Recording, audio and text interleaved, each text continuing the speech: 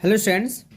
आज हम लोग देखेंगे फार्मास्यूटिकल जो चैप्टर है उसमें कुछ मोस्ट इंपॉर्टेंट क्वेश्चन जिसमें से एंटी मलेरियल्स ड्रग्स जो बहुत ही इंपॉर्टेंट है इसके बारे में हम लोग जानेंगे। ठीक है, एंटी मलेरियल्स ड्रग्स क्या होता है इसके बारे थोड़ा हम लोग देखते हैं, डिस्कस करते हैं। तो मलेरिया इज़ एन एक्यूट है ना फेब्राइल इलनेस है ना। ये जो मलेरिया जो होता है वो एकदम एक्यूट इलनेस होता है विथ सिम्टम्स ऑफ क्या, फीवर, हेडेक, चिल्स है ना, मसल्स और जॉइंट पेन्स। मतलब इसमें क्या होता है, जो एक इस प्रकार का मलेरिया एक बीमारी होता है जिसमें से इसका जो सिम्टम्स जो हम लोग बोलते हैं किस प्रकार सिम्टम्स होता है मेरा, जैसे बुखार आती है, हेडेक होता है मतलब माथा दर्द होता है, इस तरह का जॉइंट पेन्स होता है, ये सब का प्रॉब्लम क्रिएट होता है। ठीक है, तो malaria is a life threatening disease. ये मलेरिया जो होता है जानलेवा तुम्हारी एक बीमारी होता है। Malaria is caused by parasites which are spreaded to people. मतलब जो भी तुम्हारा ये होता है, जो जीवाणु कारण से ये जो तुम्हारा हो रहा है ये पूरा पीपल में क्या करता है, फैलता है। मतलब एक से दूसरे में, दूसरे से तीसरे में through the bites of infected female Anopheles है ना। जो एनाफिल्स जो मच्छर होता है, मॉस्किटोज होता है, फीमेल मादा एनाफिल्स जो हम लोग बोलते हैं, उसके कारण से ऐसा होता है। कॉल्ड मलेरियल वेक्टर्स, जिसको हम लोग क्या बोलते हैं, मलेरिया वेक्टर्स कहते हैं। There are 5 species of Plasmodium which can infect humans. मतलब हम लोग का अभी 5 टाइप का जो मेरा क्या है, प्लाज्मोडियम स्पीसीज है जो क्या करता है, ह्यूमन में क्या करता है, मलेरिया को फैला सकता है ना। और वो क्या है मेरा, प्लाज्मोडियम फैसिलपेरम है, प्लाज्मोडियम मलेरियल है, प्लाज्मोडियम विवेक्स है, प्लाज्मोडियम ओवेली है और प्लाज्मोडियम है ना नोलेसी है। ठीक है, तो इतने जो 5 स्पीसीज है मलेरिया का, जो बीमारी को फैलाने के लिए 5 टाइप का जो स्पीसीज है मेरा, किसका, प्लाज्मोडियम का है, जो मलेरिया को फैलाता है। ठीक है, तो ये मेरा इतना बेसिक इंट्रोडक्शन है मलेरिया के बारे में, कहाँ से क्या हो रहा है नहीं हो रहा है। ठीक है लेकिन हमको एंटी मलेरियल ड्रग्स को पढ़ना है, तो एंटी मलेरियल ड्रग्स के बारे में क्या लिखेंगे, तो the chemical substance which are use to prevent and treat malaria are called anti malarials. Anti malarials किसको बोलते हैं, जो मेरा क्या वैसा कोई भी केमिकल सब्सटेंस जो क्या करता है, प्रिवेंट करता है, सुरक्षा प्रदान करता है, एंड ट्रीट है ना, और उपचार करता है किसका, मलेरिया का, कॉल्ड एंटी मलेरियल्स।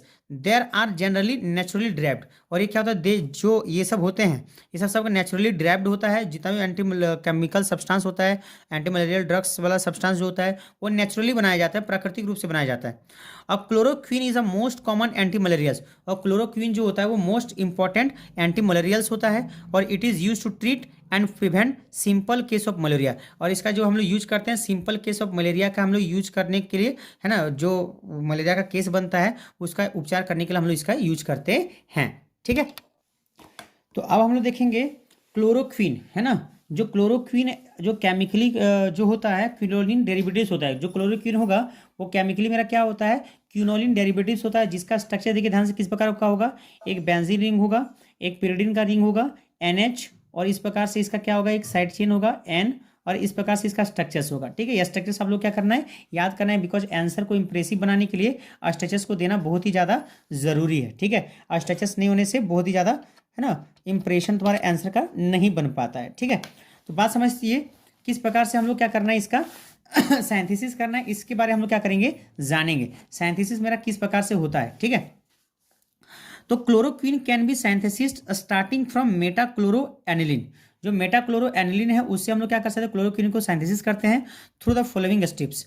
पहला स्टेप्स में क्या होता है, जो मेरा यहाँ पर मेटाक्लोरो है, देखिए ये फंक्शन ग्रुप है, ऑर्थो मेटा यानी मेटाक्लोरोएनिलीन है, मेटाक्लोरोएनिलीन है। तो मेटाक्लोरोएनिलीन में हम लोग क्या करेंगे, इस प्रकार का जो कीटो एस्टर है इसका हम लोग क्या करेंगे, यूज करेंगे। ठीक है, और जब रिएक्शंस होगा तो यहाँ से मेरा क्या होगा H2 और यहाँ से मेरा क्या हो जाएगा O।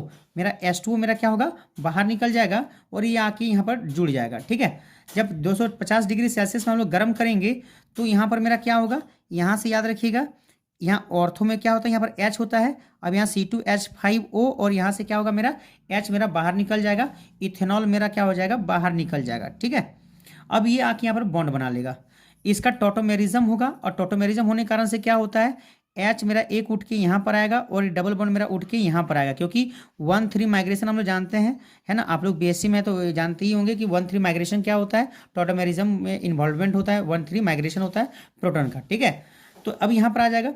अब इसका जब हम लोग क्या करेंगे, ये फिर से जब इसको हीट करेंगे, थोड़ा करेंगे तो मेरा क्या होगा, ये जो तुम्हारा डेरिवेटिव्स है, जो यहाँ पर डेरिवेटिव्स है, तो ये मेरा क्या होगा, जो ये इथेनॉल है ठीक है। ये जो ईस्टर्स है मेरा, ये ईस्टर्स मेरा क्या होगा तुम्हारा, है ना, ये जो ईस्टर ग्रुप है मेरा कार्बोक्सिलिक एसिड ग्रुप में कन्वर्ट हो जाएगा।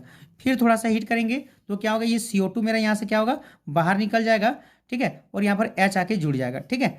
अब इसके बाद POCl3 साथ जब रिएक्ट करेंगे तो POCl3 मेरा क्या करेगा, यहाँ पर Cl ला के यहाँ पर जोड़ देगा, OH को रिप्लेस कर देगा और यहाँ Cl आके जुड़ जाएगा। तो ये मेरा क्या हो गया, ये मटेरियल्स बन गया, ठीक है ना।